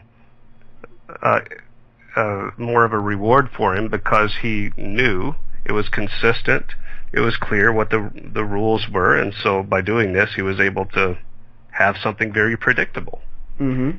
So, of course, once we figured this out, he figures this stuff out sooner than we do, but once we figured this out, then we started changing the discipline, and of course we got better results in terms of the behavior, because he didn't like that.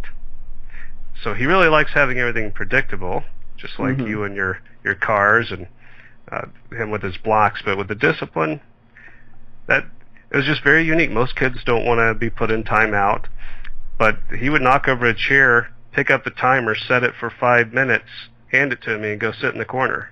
And he was happy as a clam. Yep. And I'm like, you little booger.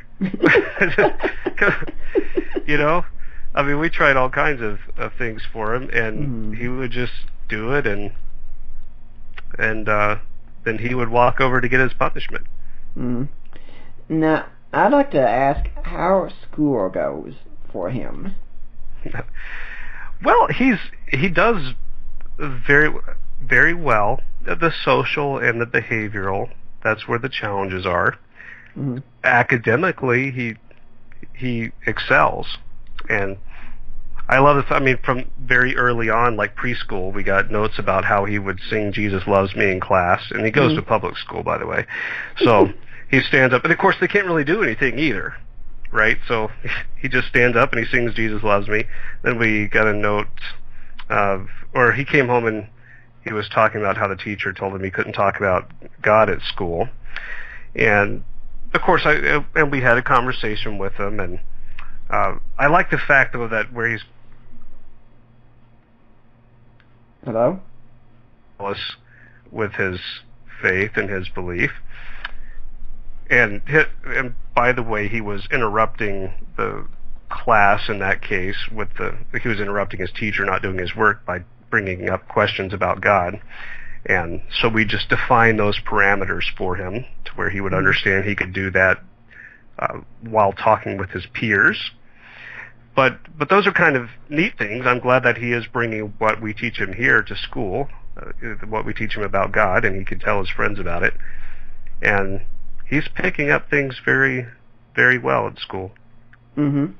Let's talk about how he interacts socially. First off, with his fellow boys, how does he interact? It's a struggle. Mm-hmm. It really is. And he's made a lot of...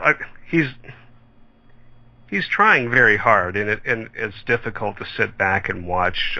Like there was a birthday party we went to, and I saw him, and he was kind of quoting the cues that he had learned, and he's like, "Hi, how are you?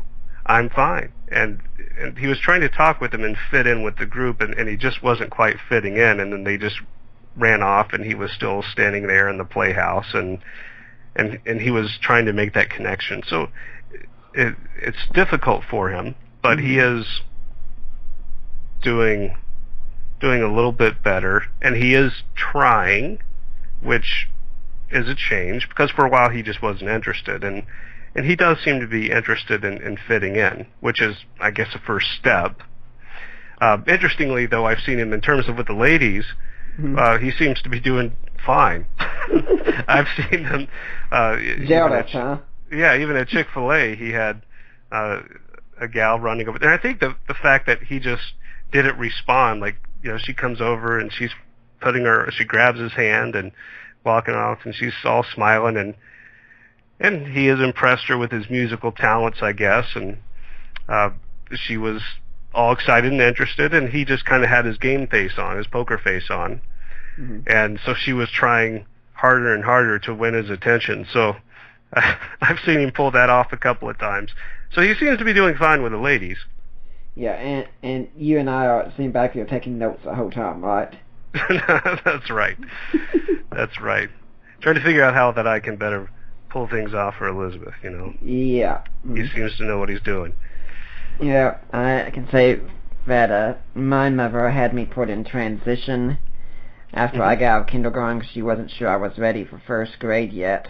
And we had to go to a different school for that was further away from where I lived, and she was a bit nervous that first day when she came to pick me up, thinking, how's he going to be doing, how has he made it?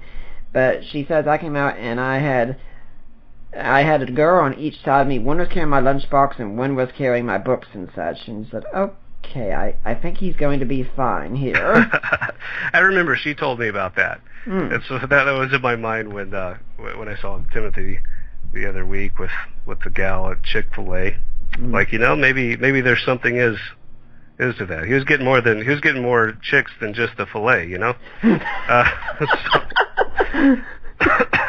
Pardon my wordplay there. Oh, I don't mind it at all.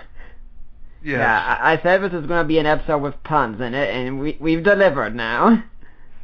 That's right. Yeah, Chick-fil-A, you got all kinds of puns you can pull there, but... Yeah, just kind of wish I'd learned to keep some of those skills much later on in life. They seem to have disappeared over time. That's quite all right.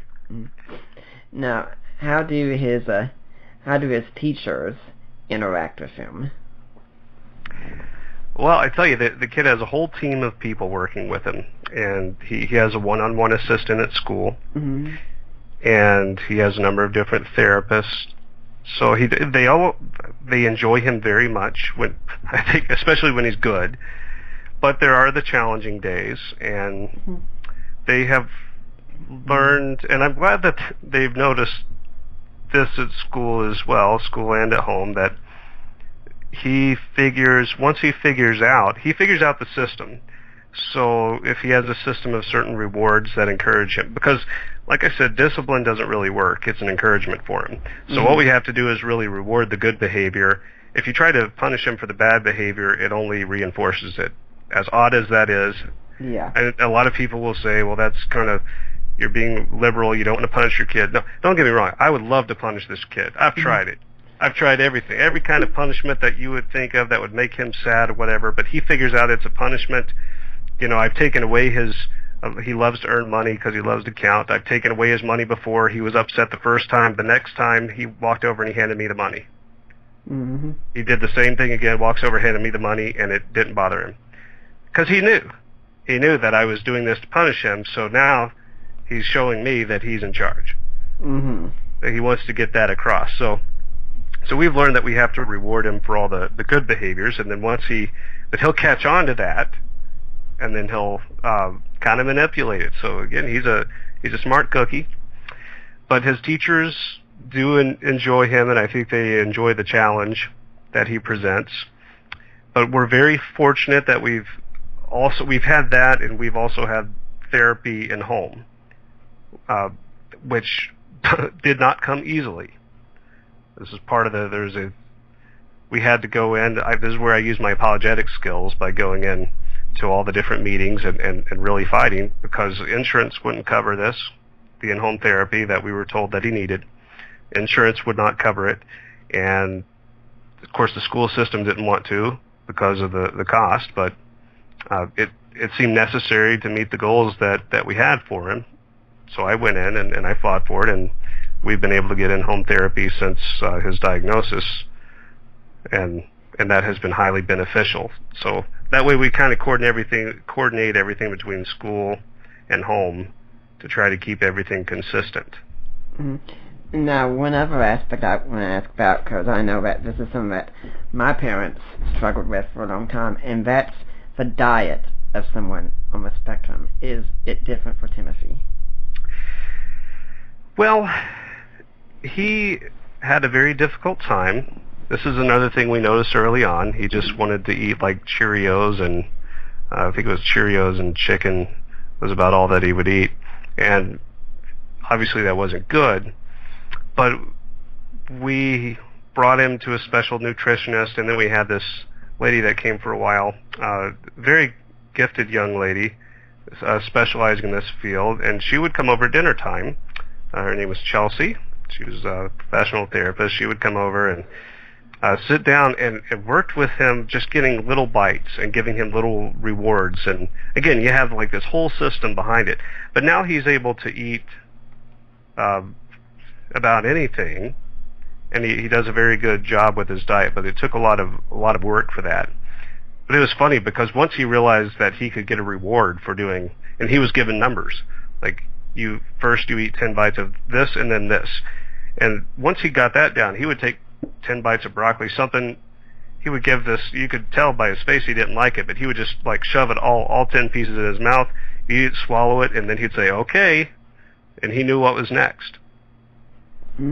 So he was happy to do it. Well, my parents didn't have as easy a time as me. On the other hand, my roommate knew that when we lived together, I had several Tombstone pizzas in the freezer. I'd cut them up into quarters, and I'd have a slice every evening for my dinner. Now, but what's wrong with that? Yeah, that it's certainly not the healthiest. And then I got married, and we wanted to change things some. And now I've reached a point where I can talk to my roommate, and I said one time, I said, I don't have pizzas in my freezer anymore. He said, wow. Because Allie did get me to change some things, and I think it kind of started when we went to a Mexican restaurant together, and she got something, and she said, you should try a sopapilla. And so I did that, and then I eventually led to a quesadilla, so we can go to Mexican restaurants together now, and that's fine. And then I started adding seafood to my diet somehow from all that. And so I've got things like fish sticks and shrimp and such are in the freezer now. And I just have so much fun when I talk to people. I say, yeah, a couple of decades of my parents and counselors and everyone else trying to do things, and then along comes Allie, and I don't know, I guess women just have some sort of strange power over men. Yes, they do. Yes, somehow they do have a strange power, and it really didn't take a lot of pushing or persuading on her part, and as my mother-in-law would say to me, said, no, she didn't tell you to do these kinds of things. You wanted to do the best you could for her. So, yeah, that's it. And I think of another case is just a couple of months ago. My dad came over to our house, and he saw me looking for some DVDs, and he noticed I was wearing jeans. He said, Nick, I thought you didn't like jeans. And I said, well, I didn't in the past. He said, what changed? I said, well, Dad, I'm a logical, rational person, and I have to be persuaded by the finest of arguments if I'm going to change my mind on such a good position. And I was up there and said, I told him I thought he looked very hot in jeans. Yeah, that's what does it, huh? That's the peak of a good argument right there. That was all it took. Yeah, I mean, changes like that, those are really huge on the spectrum, but they happen, and that's one of the great benefits of marriage. I think when my own counselor had said that you won't get past a lot of these issues until you get married someday, because your focus just changes. Because on the spectrum, it's very, very easy to be self-focused. I mean, I think it's easy for all of us, but it's even more so, I suspect, on the spectrum. You get married, you realize, wait, I can't keep up this self-focus anymore. Yeah, you realize that if X makes wife happy, I want wife happy, therefore, therefore I'll do this. Yeah, and of course, if wife is happy, everyone else gets to be happy then, that way. So, yeah, in the end, this does work out for everyone. Yeah. And it is incredible how much it changes, because one thing on the spectrum is that usually people on the spectrum understand they have a great focus on justice. They want things to be made right in the world, and so I've said before, yeah, if I'm on a forum or something and someone says something to insult me, okay, yeah, that's cute, it's very funny, it's not going to bother me. Someone says something to Allie, though, on Facebook or something like that, it's really hurtful to her, get out of the way. It's not going to be nice, it's not going to be pretty, but yes, there will be blood. Yes, there's a lot of passion there. Yeah, and that goes with something you were saying earlier, that you used to think that people on the spectrum didn't really have emotions and such, and I'm kind of curious if that was before you met me or not, but we really do. We've got very intense emotions. Right, and I think, I mean, that's just kind of, I guess, the impression that's given there, and I think maybe just because there are differences in expression of the emotion, and that's why there's but that's just the perception that's out there, is more like this kind of apathetic attitude, which just isn't the case, and it doesn't really take that much observation to realize otherwise. Yeah. Did you, when you have an attitude, was it before you met me or after still? It really, before. Well, I won't say before. I think after, but I didn't really think of you. I never really thought of. I don't know when I found out you officially had this diagnosis. I just knew you were really smart, and I didn't really think much of it. So I didn't really know much about autism at that time, or Asperger's, and that whole discussion. So, but I never really pictured you in those terms because I knew how passionate you were. I knew that your expressions of things were a little bit different. So, but that's one of the interesting things too. I mean, again, when I met you, I knew that there was some. I had heard someone mention that you had Asperger's or something before, but I never heard of it. So I didn't really think about it. And you liked apologetics. We were cool. So I just didn't worry about the diagnosis. Yeah. And that's kind of nice because I think folks get so overwhelmed or thrown off by the diagnosis or scared of it. Yes.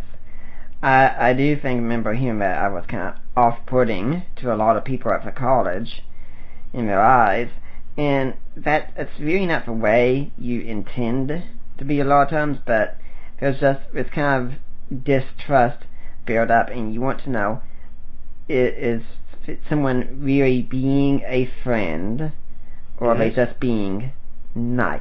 Because if you're just being nice, I'm not really interested. I'm interested in the real deal. If you want to be a friend, then be a friend.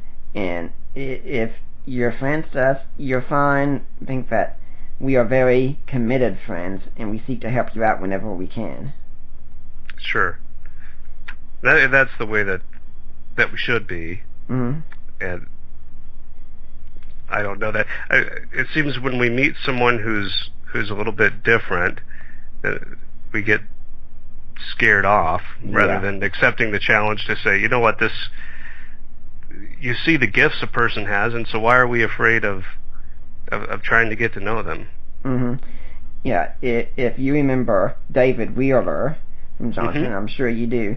I took my wife to meet him a few months ago, and he said, you know, it was incredible when your husband was here, because in many ways I got to see him grow up in a unique way, because when he came here he was shy, quiet, you know, not really saying anything, and then he got into his apologetics, and he was just so exuberant and so much changed over time. And I was one of the students that gave a senior sermon to the college campus during my senior year, and I'm working with him, seeing if I can come back sometime and give a sermon as well again. But I mean, that kind of thing happened. He said I got to see him change, and I honestly, when I look back, I think I was interacting more with my professors than I was with my fellow students at all times, because they were talking about the things that I want to talk about. I mean, you go into Dr. Reed's office, you sit down, you talk about the Old Testament and such for the longest time, and that's what happened. And remembering that with Tommy Smith's class, for instance, we all went to see the movie Luther one time, and afterwards we stopped at the local Barnes & Noble because they had a cafe in there, and I said, I want to look around first. And I went and bought a book. I remember I bought Hugh Ross's book, Beyond the Cosmos, and I came and sat down with it, and Professor Smith just looked at me and said, well, geez, Nick, thanks a lot. We all come in here and get drinks, and you go out here and get a book and make us look dumb. Yeah. Well, look, I have to say, just from the time we met in Johnson, once you were committed to going to seminary, you had your eyes set on that and realized, well, I want to study apologetics. It was really neat to sit back and watch that. And I hope it's okay that I say this, because I know your parents were they were worried, right? Yeah.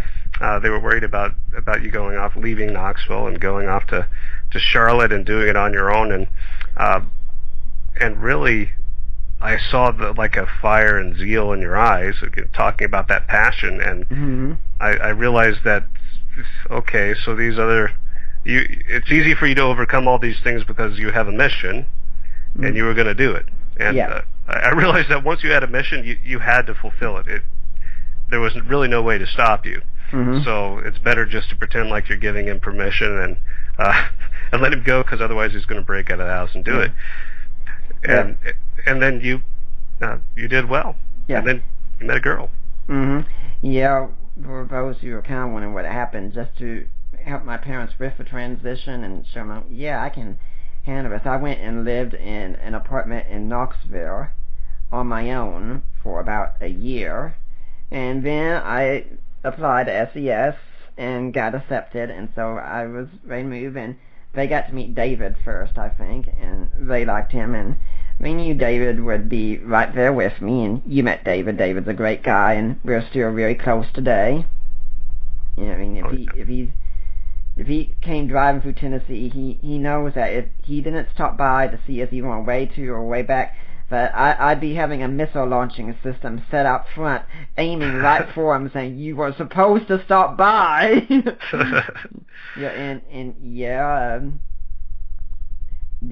And then get to college, and where there was that one day Gary Habermas says, "Hey, you ever heard about Mike Lacona's daughter?" And then one thing leads to another. Before too long, "Hey, Paul, yeah, I'm getting hitched." Yeah, I remember that. That was exciting. Very much. Yeah, it's something very incredible, and that's one of the things that, as we're getting closer in time, and not very, but as we're getting close, it's that it comes back to something I said earlier about people that say we suffer on the spectrum, and I say no. Life's an adventure. Life's an incredible gift. I mean, I wake up every day and think, here's the day I can do something for the kingdom. There are some battles to fight. There are some dragons to slay. There is so much good, and yes, I've got the same damsel in distress to rescue every day still.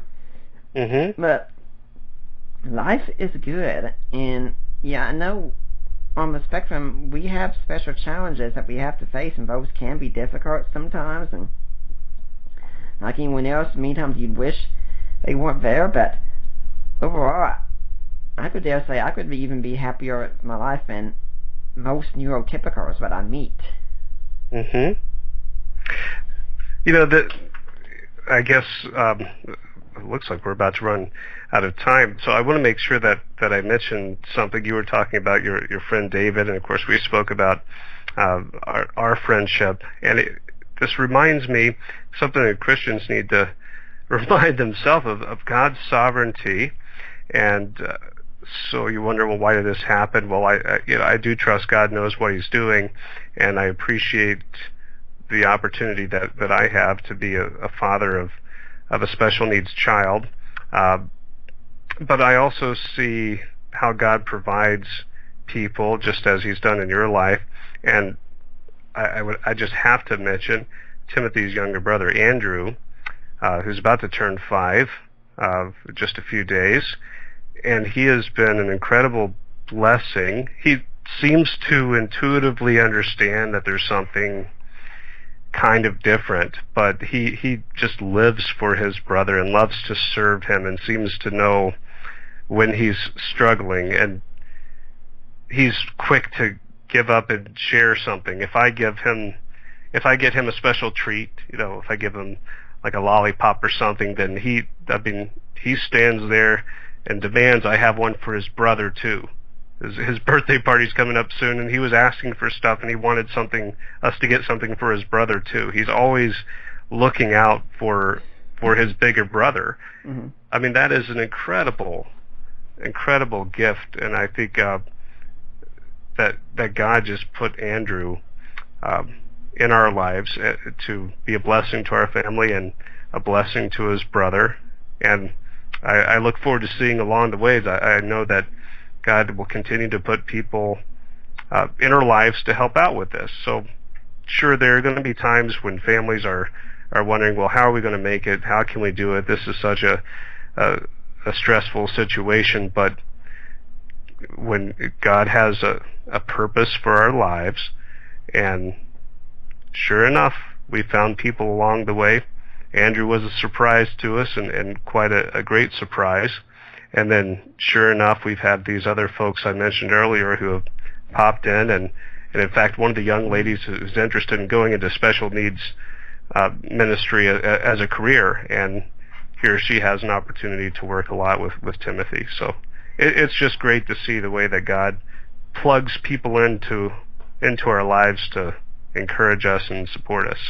Yeah. Seriously, true friendship is really one of the greatest gifts that people can give to someone on the spectrum. I'm very thankful that, I mean, for instance, Allie was away with her mother and her grandmother in Memphis and Nashville because her grandma was a big Elvis fan, and it was so great to have her back with me last night. And that kind of friendship, you can only have one wife, of course, but it's so great to have friends that you know you can rely on the spectrum. That means so much. Amen. Mm-hmm. Well, Paul, it is getting to that time that I really do think, unfortunately, we need to start wrapping things up. But it's really been a fascinating discussion, and in some ways it's been a great trip down memory lane. Yes, very much. I appreciate the opportunity to join you and talk about this. Mm-hmm. Now, if someone is curious about you and they want to find out more about you for some strange, bizarre reason, yeah, there's the sarcasm kicking in there. Do you have a website, a blog, or any way that they can get in touch with you and find out more? Sure. Well, there are a couple of ways. In general, riversidechristian.com, since I'm one of the pastors at Riverside Christian Church. To reach me, you can use Paul at autismshouts.org. Again, Paul at autismshouts.org. And one day I'll get the site up and going. For now, I'm busy with all the shouting from the autism. But feel free to email me with any questions or comments, and be glad to respond to them. And do you have any final words you'd like to leave today for the Deeper Waters audience? Well, I just want to encourage everyone, and go back to the words you gave me early on, that this is, if you have a child on the spectrum, when you find this out, it's not the end of the world, and as you told me, that you're going to have the chance to see the world in a whole new way. And I found that to be very true. This isn't a disease. It isn't cancer. Don't get me wrong. It's tough. It's difficult. It can be stressful. But it's also a blessing, an incredible blessing to see these, as I put it, hyper abilities that God has given to this child and to others out there on the spectrum. And God does know what He's doing. He's proven that time and time again. So He entrusted us to raise this child as He's entrusted the other parents out there, and we need to do our best to simply translate the gospel message to our children, raise them in that, and know that God's going to do incredible things. The gifts that He equips us with in the church, it's not just for quote-unquote normal people, but it's for all believers.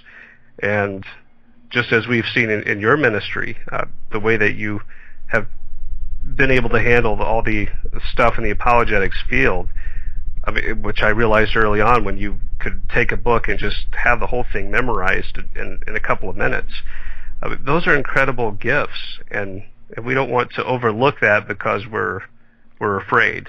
So let us keep encouraging folks in the church, and if you are blessed to be a parent of someone in the spectrum, just encourage you to look for those gifts and realize, once again, God does know what He's doing. And if you're afraid, how are we going to do this? Who's going to watch after my kid?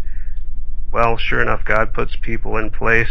He puts them at the right time and the right people for His kingdom. Well, that is a wonderful way to end the show, and I really do want to thank you for coming on, and hopefully we'll see you back here again sometime.